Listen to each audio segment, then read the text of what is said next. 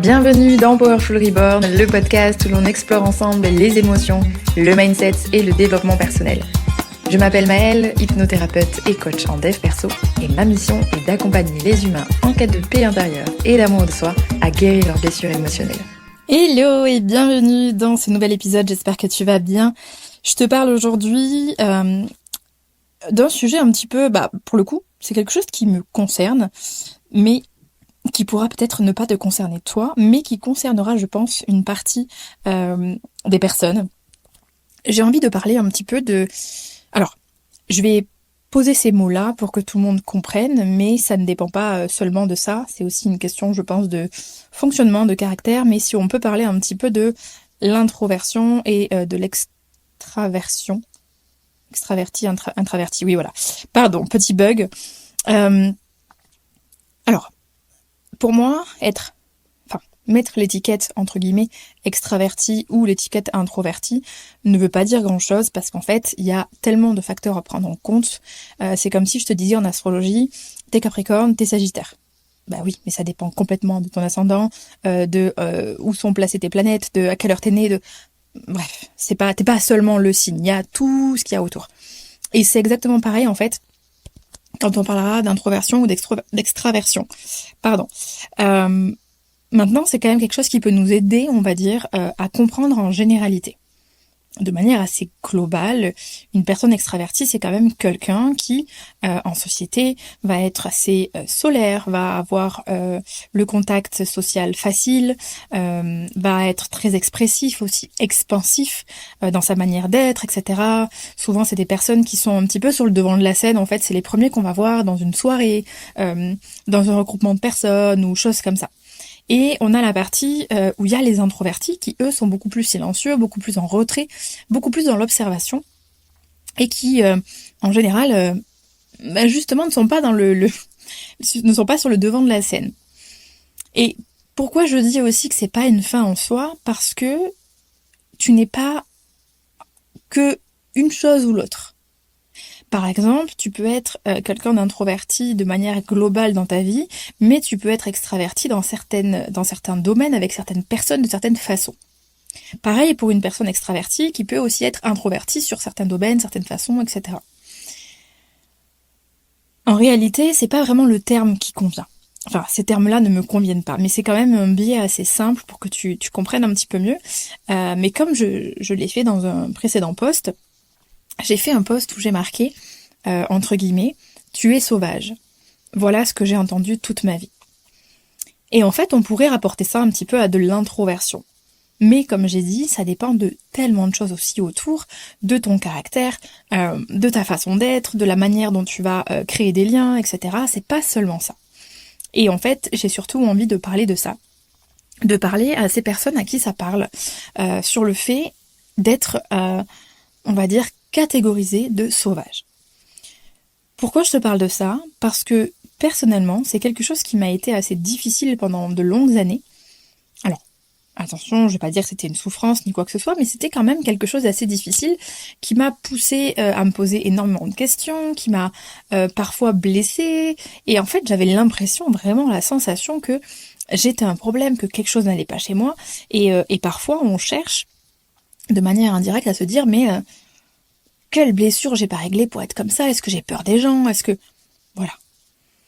Et il s'avère que j'ai toujours été entourée, en tout cas les personnes que j'ai choisies, ont toujours été des personnes très expansives, très solaires et très souvent extraverties. La personne avec qui je suis actuellement est clairement ça.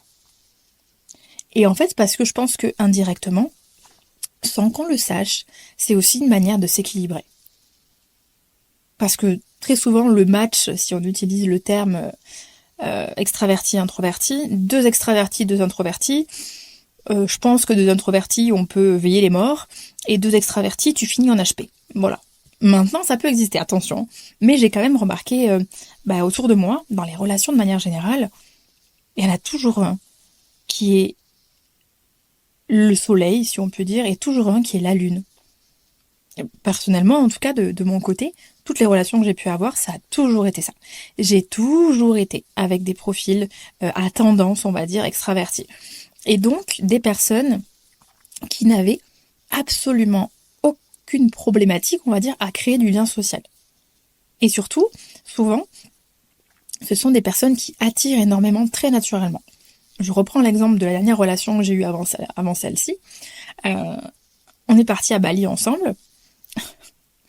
Au bout de même pas 2 mois, la petite ville d'expat où on vivait, il connaissait absolument tout le monde. C'est simple, il est arrivé à la salle. Ah, salut, ça va? Ah, machin. Ah, ouais, oh, ah, ouais, super. Partout où on allait, il parlait à tout le monde.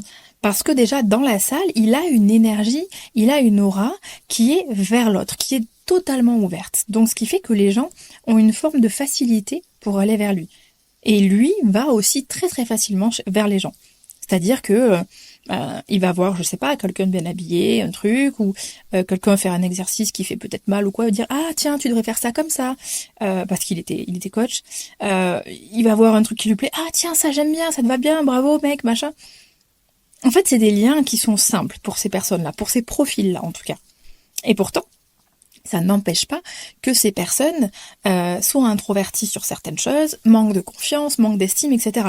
Parce que attention, personnellement, à force d'entendre « t'es sauvage, t'es pas câline, tu souris pas, t'es machin, t'es ci, t'es là », bah, je me suis blâmée et je me suis demandé aussi, je me suis dit « mais est-ce que j'ai un manque d'estime, est-ce que j'ai un manque de confiance, est-ce que… » Et je me suis posé la question tellement longtemps que j'avais envie du coup d'en faire un sujet aujourd'hui de podcast parce que je me suis dit « s'il y en a qui sont dans ce cas encore, bah moi à l'époque j'aurais aimé entendre des mots qui puissent me faire comprendre, qui puissent me soulager et me dire en fait je n'ai rien à réparer, je n'ai rien à changer, je ne suis pas un problème. Je fonctionne seulement différemment et c'est vrai qu'il y a aussi un système entre guillemets de, enfin une forme d'injonction, en tout cas quelque chose en société qui fait que bah on va beaucoup plus, entre guillemets, valoriser des personnes qui sont expansives que les personnes qui sont beaucoup plus en retrait. Donc en fait, souvent, ces personnes, même si ce n'est pas pour te faire du mal, hein, elles vont chercher à te pousser à être comme elles. Sauf qu'en fait, on est tous différents. Et on a tous des fonctionnements différents. Je reprends l'exemple encore par rapport à moi. Cet été, on était pendant une semaine, on fêtait l'anniversaire d'un ami quand j'étais encore à Bali. Et donc il y avait des nouvelles têtes que je ne connaissais pas. On était à peu près un petit groupe de 10. Et il y en a un dans le lot qui était extrêmement expansif justement. Le gars très solaire, qui parle beaucoup, très souriant, tout le monde lui parle, enfin bref. Et également très tactile. Alors, c'est l'inverse de ce que je suis. J'ai beau, par exemple, me mettre en avant sur les réseaux, j'ai beau faire des podcasts, etc. Dans la vie de tous les jours, si un jour j'ai l'occasion de rencontrer certains d'entre vous, à moins d'être dans un cadre pro, des conférences, des machins, tout ça, je suis d'une discrétion absolue. J'observe, je parle peu, je suis pas du tout un profil entre guillemets avenant. Je vais pas vers les gens, c'est pas du tout moi en fait. Et alors, le toucher, c'est vraiment, en tout cas pour moi, hein, réservé aux très très très très proches. Et il n'y a rien de plus intrusif pour moi que quelqu'un qui va mettre la main sur mon épaule alors que je ne le connais pas. Alors que pour certains, et mon ex était comme ça, c'est une forme justement d'affection, d'empathie, de « hey, t'inquiète et tout, on est proches ». C'est une manière en fait de créer un lien. Donc c'est pour ça que je ne blâme pas du tout les profils opposés. Hein. Mais il faut toujours comprendre que quand on rentre dans la sphère de l'autre, c'est important d'observer quel type de profil on a en face de nous. Si par exemple tu es un profil expansif, et si tu sens que l'autre en face l'est, en général ça va être très naturel. Mais si c'est l'inverse, bah en fait, vaut mieux se poser quelques questions.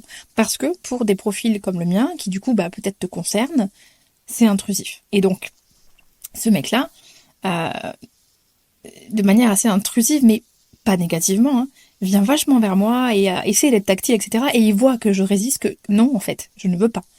Et je ne suis pas la plus souriante, etc. Et ce qui est très drôle, c'est que mon binôme, la nana dont je suis la plus proche aujourd'hui, et justement un profil extrêmement expansif, extrêmement solaire, et elle, c'est vraiment un aimant à monde, elle attire tout le monde, elle peut pas rester 5 minutes quelque part sans qu'on lui parle, elle est en plus de ça très très belle, donc bref. Et donc on a un duo de chaud et froid comme ça, et il comprenait pas parce que avec mon ami, c'était très facile pour lui, et puis moi, non en fait. Et à ce moment-là, il a ramené ça à lui, il me regarde, il me dit toi tu m'aimes pas. Et je lui dis non en fait c'est pas du tout ça. Je dis j'apprécie qui tu es, etc. Je dis mais je laisse pas grand monde rentrer, et je dis là en fait pour moi tu traverses mes plates-bandes, tu rentres dans ma sphère sans me demander, et c'est pas quelque chose de confortable pour moi. Mais ça n'a rien à voir avec le fait de t'aimer ou pas en fait. Mais avant d'arriver justement à poser les mots comme ça, comme je te disais, j'ai eu des années de remise en question. Et notamment, mon ancienne amie très très proche avec qui j'étais aussi à Bali, on a été amis pendant plusieurs années, pendant au moins 4 bonnes années, était bien entendu aussi un profil expansif, etc. Et c'est une nana très tactile, et qui me disait toujours « t'es pas câline, viens vers moi, machin ». Et en fait, j'en suis même arrivée avec son discours à elle, à douter de moi, à me dire en fait peut-être que c'est parce que j'ai une blessure, parce qu'il y a un truc, parce qu'en fait elle cherchait à ce que je sois comme elle voulait que c'était sa façon à elle, par le câlin, de montrer son amour, alors que moi c'est pas du tout la mienne, et elle voulait finalement que je sois comme elle. Moi je continuais de me blâmer encore plus, et je comprenais pas en fait. Et finalement, je me forçais pour plaire aux autres. Pour être comme tout le monde, entre guillemets. Parce que, logiquement, on est censé être souriant, accueillant, machin. Mais non, en fait. Poli et intelligent émotionnellement, ça, oui. Mais tout le reste, il n'y a absolument aucune obligation. T'as pas envie de faire la bise aux gens, t'as pas envie de les toucher, t'as aucune obligation. Et je peux te dire, en tout cas, qu'aujourd'hui, si quelqu'un venait me faire une réflexion là-dessus ou je ne sais quoi, ok, je peux être la froide, la sauvage, y a pas de problème. Y a aucun souci. Parce que je sais pourquoi je suis comme ça. Aujourd'hui, en tout cas. Et qu'est-ce qui m'a aidé personnellement à changer ça? Pour le coup, si toi tu te sens concerné, ces mots vont peut-être te permettre de t'aider à changer cette vision. Comme j'ai dit, c'est quelque chose que j'ai blâmé de moi pendant des années. Et c'est dur parce que du coup, on rejette une part de soi, on rejette un fonctionnement, et c'est pas être dans une forme d'amour pour soi en fait. Et ça a commencé par une personne. Enfin, 2. L'amie qui est la plus proche de moi aujourd'hui déjà avait le même fonctionnement que moi. Et c'est marrant parce qu'elle est très expansive, mais par exemple, elle ne va pas toucher tout le monde. Elle n'est pas câline avec n'importe qui. Et en fait, instinctivement, j'ai été extrêmement câline avec elle. Et en fait, je savais que j'arrivais à l'être, mais seulement avec une poignée de gens. Du coup, il y avait un paradoxe. Il y a une partie de mes proches qui me disaient « t'es une sauvage, t'es machin, t'es tout ça », et une autre à qui j'arrivais à donner tout ça. Donc cette première rencontre m'a déjà aidée à me dire « tiens, c'est marrant parce qu'avec elle, je suis différente ». Mais j'avais pas encore compris le pourquoi. Mais en tout cas, j'avais réalisé que effectivement, elle confirme encore une fois que je peux être ça.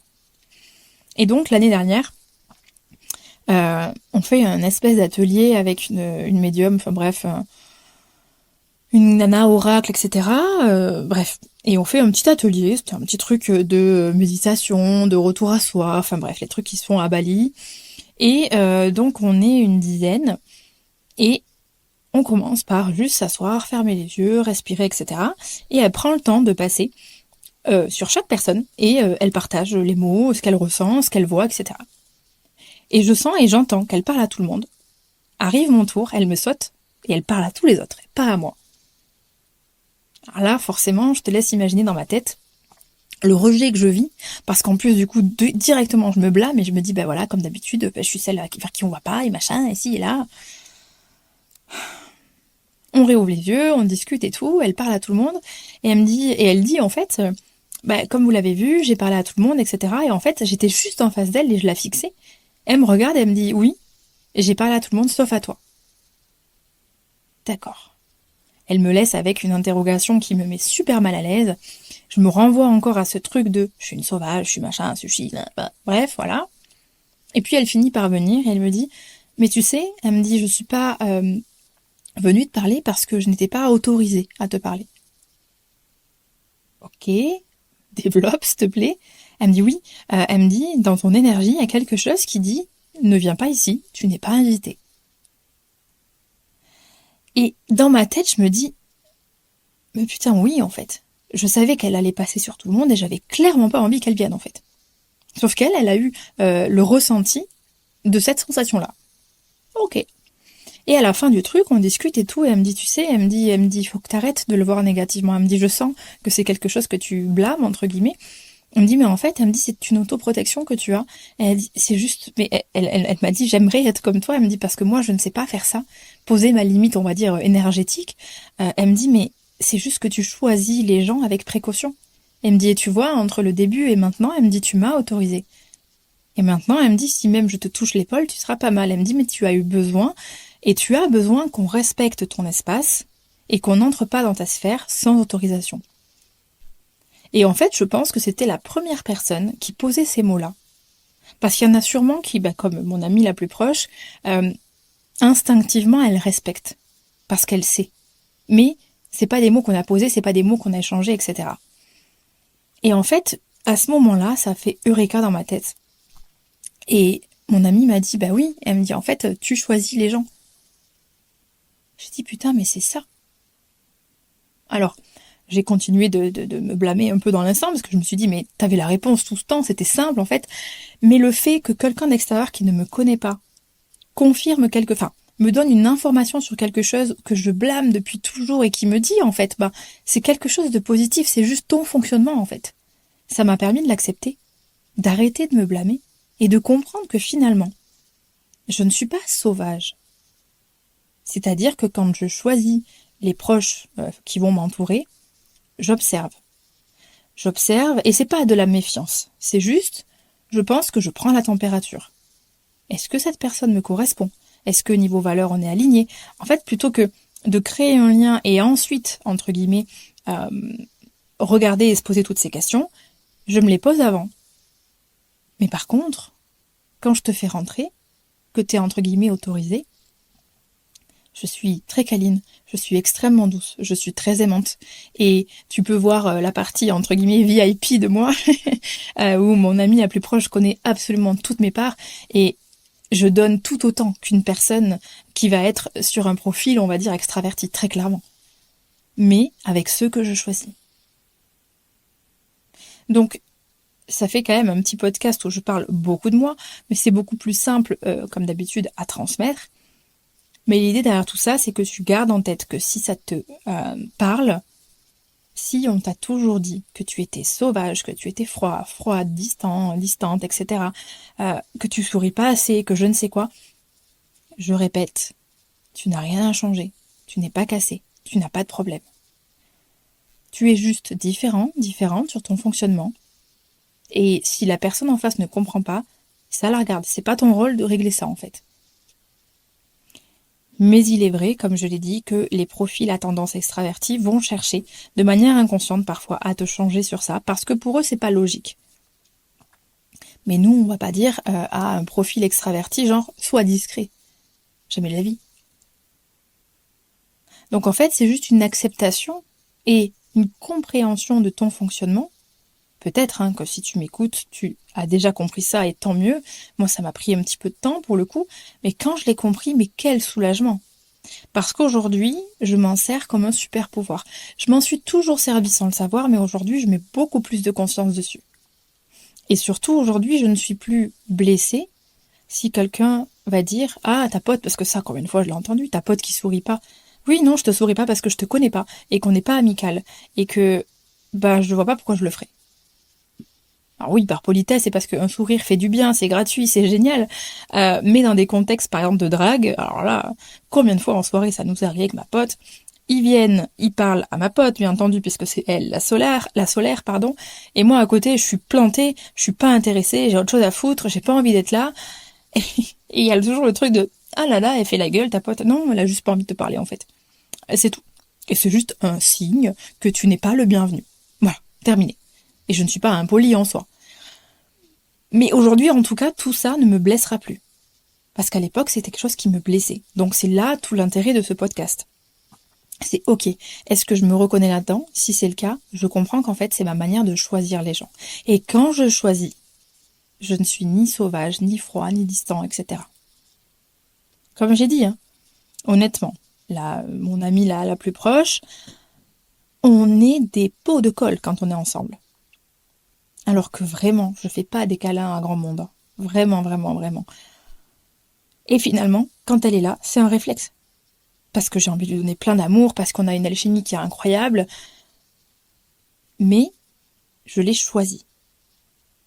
Et c'est quelqu'un qui m'a laissé venir. C'est pas quelqu'un qui est venu me bousculer, me brusquer en me disant « je veux un câlin, je veux ci ». Surtout que, comme je l'ai dit, de base, c'était pas une personne tactile. On l'est devenus toutes les deux, en fait, ensemble. Mais parce que je pense que quand on se choisit réellement, en tant que personne, et également sur un plan qu'on ne voit pas forcément, mais qui est réel, sur le plan énergétique, ça colle. Je vais te donner une autre petite anecdote. Je sais pas si ça parlera à tout le monde, mais perso, je suis extrêmement sensible aux odeurs corporelles. Alors, je parle pas de transpiration, mauvaise haleine, pas du tout. Mais l'odeur que dégage une personne naturellement, même quand elle sort de la douche. Ça m'est encore arrivé tout à l'heure au supermarché. Je passe derrière quelqu'un, une odeur de plastique brûlé, là ça va... Mais je sens bien que c'est une odeur de peau, c'est pas la personne qui pue en fait. Tout simplement parce qu'il faut pas oublier qu'on a aussi une part de cerveau reptilien, là on a des réflexes de primitifs qui sont que on va sentir l'autre de par ses phéromones également. Et j'ai réalisé avec tout ça que l'ancienne pote avec qui j'avais du mal à faire des câlins, je ne supportais pas son odeur de peau. Et pourtant, une nana très propre, toujours, voilà, vraiment, mais rien à redire là-dessus, mais une odeur de peau qui ne me correspondait pas. Et c'est exactement pareil quand on choisit son copain ou sa copine. On s'en rend pas compte, c'est instinctif. C'est la première chose qu'on sent. Quand on se découvre, quand on est en face, il se passe des choses qu'on ne réalise pas, mais elles se passent. Au niveau des phéromones, on se capte en fait. Et en général, et ça peut-être que ça parlera à beaucoup d'entre vous, quand on est avec son ou sa chérie, on adore son odeur de peau en général. Alors que y a rien et que ça se trouve pour une autre personne, ça va être une odeur qui va être désagréable. C'est complètement personnel en fait. Mais étant sensible à ça, je sais aussi que quand j'aime pas l'odeur de la personne, c'est pas quelqu'un que je vais choisir. C'est con ce que je dis. Mais les 3/4 du temps, ça a été le cas. Du moment où il y a une odeur qui me dérange, je sais que je peux pas être tactile avec cette personne, que je peux pas laisser rentrer, en tout cas, ça n'empêche pas d'être pote, attention, mais dans le cercle vraiment intime, c'est pas possible. Tu vas peut-être me prendre pour une barjo, mais c'est vraiment un fait réel pour moi en tout cas. Maintenant, est-ce qu'on est tous sensibles là-dessus? J'en sais rien. Mais je sais que par exemple, l'odeur de mon chéri actuel, sans parfum, mais j'ai envie de le bouffer. Il a une odeur de peau qui me...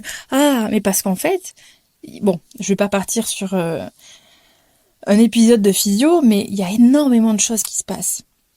Et ça aussi, comme j'ai dit, ça fait partie du fait de choisir des gens. En tout cas, quand on a un petit peu cette particularité, enfin c'est pas une particularité, mais quand on a ce fonctionnement qui est un petit peu moins avenant que les personnes qui sont plus solaires. Voilà.